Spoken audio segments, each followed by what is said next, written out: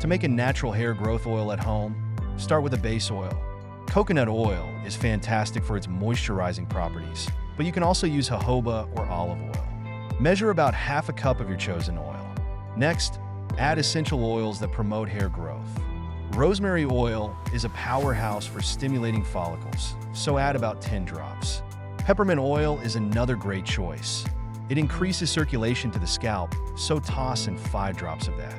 Now, for an extra boost, consider adding a tablespoon of castor oil.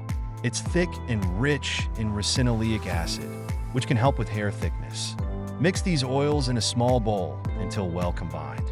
Transfer the mixture into a dark glass bottle to protect it from light, which can degrade the oils. Shake it gently to blend everything together. For best results, apply this oil to your scalp and massage it in for a few minutes. This not only helps with absorption, but also stimulates blood flow.